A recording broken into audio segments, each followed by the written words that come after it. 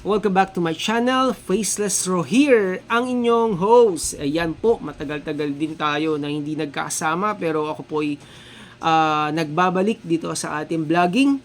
And this time, I'm helping a friend na kapadyak po natin. Siya po ay bike to work dyan sa BGC, Taguig City. At walang iba kundi si Wenmar Vito Sosa Mayorga. Siya po ay nagwo-work. Iniwan lang niya yung kanyang bike sa parking area ng mga bike, syempre, na malapit, no? Ulitin ko po, malapit sa guard. No, mamaya papakita natin yung kanyang panawagan sa kanyang munting video at i-drop natin yung link dito sa ating channel. At puntahan niyo po yung kanyang Facebook account, yung kanyang link na ilalagay ko, at tulungan natin, no, mag-comment tayo, i-share natin yung kanyang video, yung kanyang hinaing, at malay natin maghimala si Lord, no, at makita yung bike. Pareho kami ng bike nito, Tusek. Ako lang naka-gravel bike lang ako, siya naka mountain bike. At 29er ata itong bike niya. Magandang bike din to, no. Hindi mo to makikita kung saan. At hindi ito mabibili lang kung saan. Okay, at yan, hinahanap muna natin, guys, ha. Asa na ba 'yun? Pakinggan na natin to, yung kanyang munting video sa kanyang Facebook account. Okay, guys. Ready? Itong parking na to, putang ina, lagi na nanakawan to. Wala silang pakialam dito. Isa pa lang, ayun, no, guys. Nanakaw yung bike ko ngayon. Putang ina. Ayan, no. Ang daming nananakaw dito, linggo-linggo, binabalik-balikan to. Grabe, linggo-linggo. Isa na dali dito. Ano ba natin marereport tong na parking na to? Ang inang hayop na parking to, walang pakialam sa mga nagpa-park dito. Ito lang ang pwedeng parkingan dito eh. Kaya dito kami nagpa-park eh. Putang inang parking na to.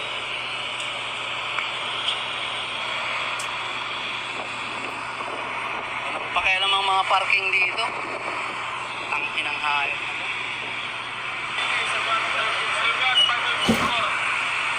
Ni isang CCTV kasi wala dito. Ba't ganun? Parking. Sinong duty kanina dito na ano? Guard. Di kayo rin, mula umaga. Hindi naman sabihin sila, hindi naman natitignan mo palagi sir. Ang layo ng sagot ng guard, Ang no? importante talaga dito, sir, hindi kayo sinisisiwa. Ang importante dito, sir, bakit walang CCTV? Kahit isang CCTV, sir. Oo. Kahit isang CCTV wala nakalagay. Di ba dapat ang mga guard entrance, tsaka ano... Nasaan yan, sir, siya? Gusto ko mag-concern kasi marami nang nanakaw sa kasama ko rin, sir.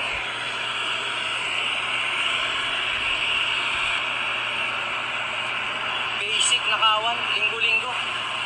Grabe. Basic nakawan ng parking na to, linggo-linggo. Basic nakawan. Walang kahirap-hirap. Linggo-linggo may nadadali. Dito, sa parking nila na to. Basic, linggo-linggo may nakukuha 3, 4. Dami, na. Pinakababa na yung 2. Putang inang yan. Wala, tameme lahat sila.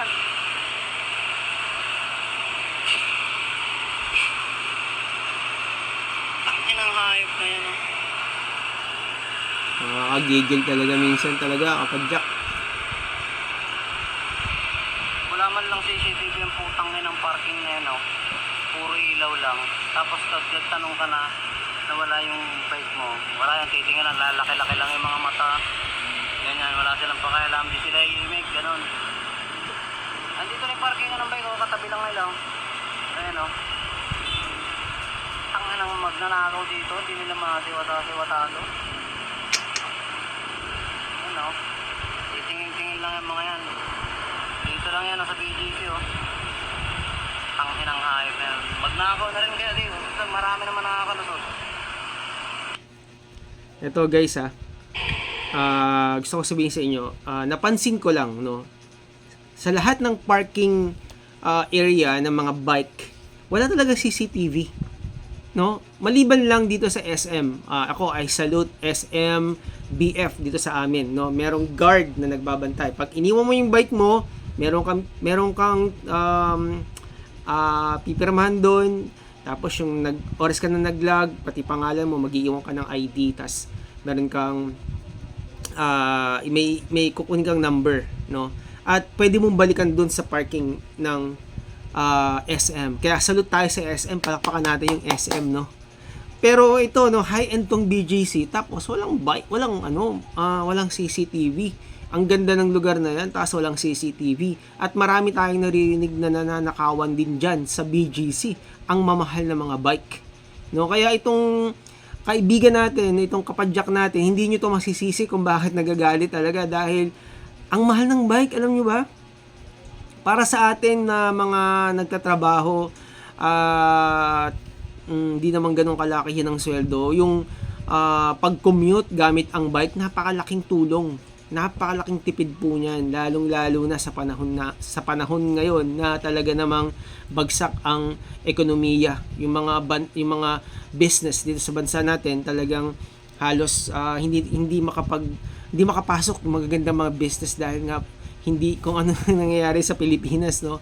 At sa ibang lugar din dahil sa war, dahil sa pagtaas ng langis, dahil dyan sa gera na yan, no? Tapos nanakawan pa.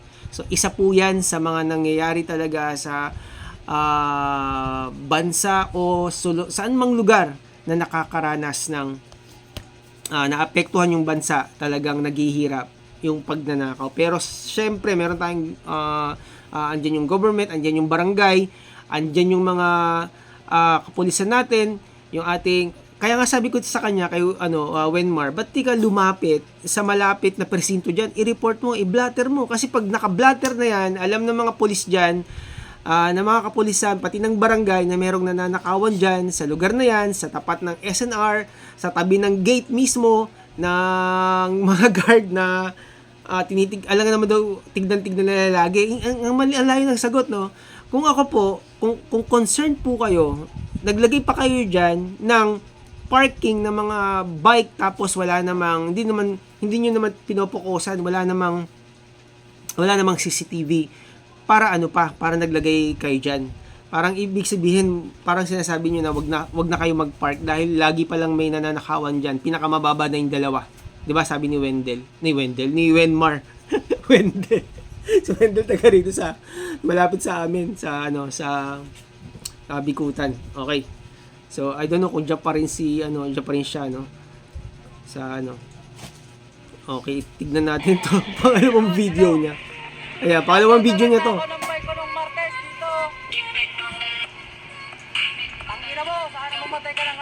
Grabe, lutong. Dito ako nanakawan nung Martes. Ng araw na. Nagpo-commute ako ngayon, ayop ka. Grabe. Matay ka ng putang ina mo. Grabe. Yun, hello. Ayun yung bike niya, guys, ha. Shoutout sa nagnakaw ng bike ko nung Martes dito. Tangina mo, sana mamatay ka ng ayop ka. Grabe, galit na galit si Wenmar. Dito ako nanakawan nung Martes. Yan. Dito. Nagpo-commute ako ngayon, ayop ka. Dito ka man nagnakaw ka. Matay ka ng putang ina mo. Yun, hello. Ito lang naman masasabi ko, no. Sabi ni Wenmar, pinakamababa na yung dalawa na nananakaw yung bike. Minsan 3, 4, 'di ba, sa isang linggo. Hindi ba nakakapagduda na yan? Hindi ba yan nabablatter sa police? At hindi ba yan na i-report sa barangay? O dyan mismo sa mga guard? Ba't hindi nila bigyan ng action? Kaya nananawagan po tayo sa management dyan, sa parking lot dyan. Bigyan nyo po ng action to sa tapat ng SNR dyan sa BGC.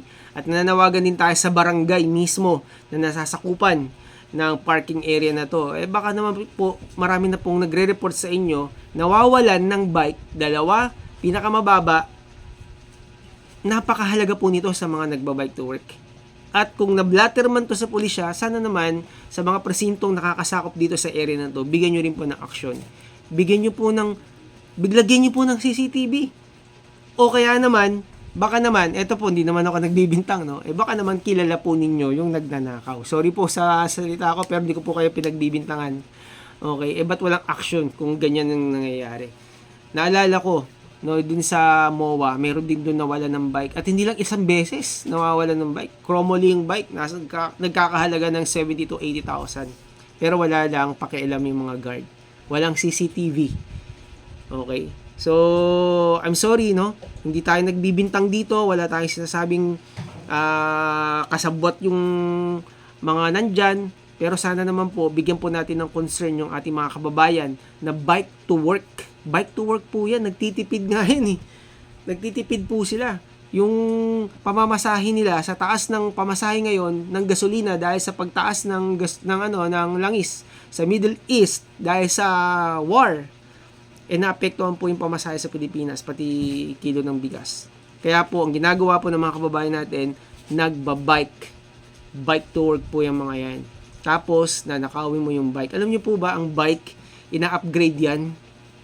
Kasi ako nagbabike din po ako, dalawa po yung bike ko, mountain bike at saka isang gravel bike. Pareho kami nito ni Wenmar, sa kanya mountain bike, Tusek. Ako naman Tusek din pero naka-gravel bike din ako. And then meron akong isang mountain bike. Alam niyo po ba, ina-upgrade yan.